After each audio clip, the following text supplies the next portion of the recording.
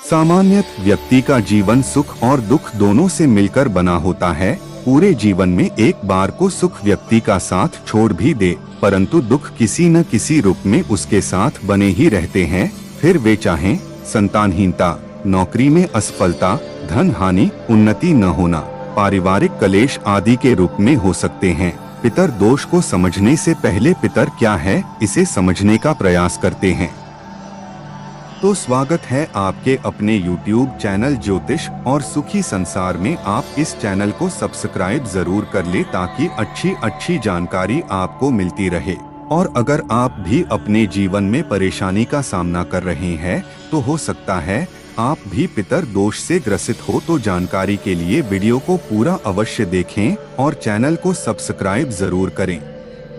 तो चलिए पितर दोष को समझने से पहले पितृ क्या है, इसे समझने का प्रयास करते हैं। पितरों से अभिप्राय व्यक्ति के पूर्वजों से है जो पितृ योनि को प्राप्त हो चुके हैं, से सभी पूर्वज जो आज हमारे मध्य नहीं परंतु मोहवश या असमय मृत्यु को प्राप्त होने के कारण आज भी मृत्यु लोक में भटक रहे हैं, अर्थात जिन्हें मोक्ष की प्राप्ति नहीं हुई है, उन सभी की शांति के लिए पितर दोष निवारण उपाय किए जाते हैं। ये पूर्वज स्वयं पीड़ित होने के कारण तथा पितृयोनि से मुक्त होना चाहते हैं, परंतु जब आने वाली पीढ़ी की ओर से उन्हें भूला दिया जाता है तो पितर दोष उत्पन्न होता है। अब बात करते हैं कि कुंडली में पितर दोष कैसे बनता है। नवंबर जब सूर्य और राहु की युति हो रही हो तो यह माना जाता है कि पितृ दोष योग बन रहा है। शास्त्र के अनुसार सूर्य तथा राहु जिस भी भाव में बैठते हैं उस भाव के सभी फल नष्ट हो जाते हैं। व्यक्ति की कुंडली में एक सा दोष है जो इन सब दुखों को एक साथ देने की क्षमता रखता है। इस दोष को पितर दोष के नाम से जाना जाता है।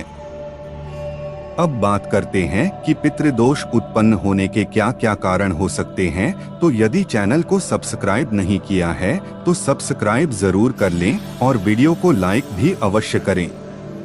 पितर दोष उत्पन्न होने के अनेक कारण हो सकते हैं, जैसे परिवार में अकाल मृत्यु हुई हो, परिवार में इस प्रकार की घटनाएं जब एक से अधिक बार हुई हो, या फिर पितरों का विधि विधान से श्राद्ध न किया जाता हो, या धर्म कार्यों में पितरों को याद न किया जाता हो, परिवार में धार्मिक क्रियाएं संपन्न न होती हो, धर्म के विपरीत परिवार में आचरण हो रहा हो, परिवार के किसी सदस्य के द्वारा गौ हत्या हो जाने पर या फिर भ्रूण हत्या होने पर भी पितृ दोष व्यक्ति की कुंडली में नवम भाव में सूर्य और राहु स्थिति के साथ प्रकट होता है।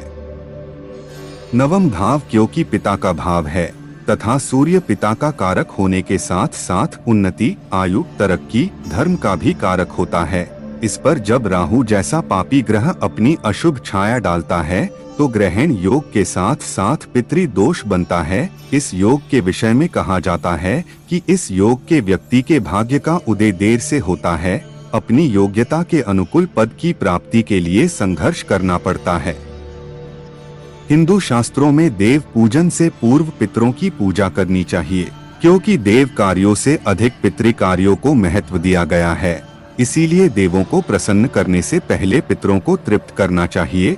पितर कार्यों के लिए सबसे उत्तम पितृ पक्ष अर्थात आश्विन मास का कृष्ण पक्ष समझा जाता है। चलिए जानते हैं, यदि आपको पितृदोष है तो इसकी शांति और निवारण के बेहतरीन उपाय क्या हो सकते हैं। इससे पहले फिर से आपसे निवेदन है कि आपने चैनल को सब्सक्राइब नहीं किया है तो चैनल को सब्सक्राइब जरूर करें, और आपके मन में कोई सवाल है तो कमेंट में लिखे, हम उत्तर देने का प्रयास करेंगे। यदि आपको पता चलता है पितृदोष के बारे में तो आप यह उपाय किसी विद्वान पंडित के निर्देशन में संपन्न कर सकते हैं।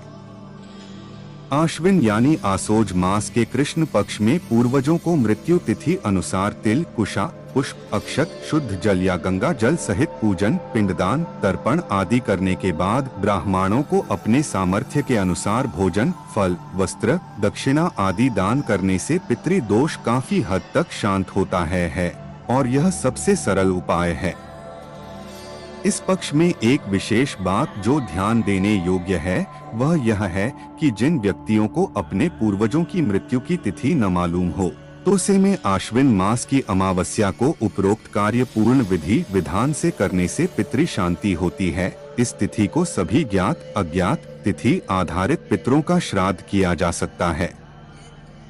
इसके अलावा पितृ दोष निवारण के अन्य उपाय भी जान लेते हैं। पीपल के वृक्ष की पूजा करने से पितृ दोष की शांति होती है।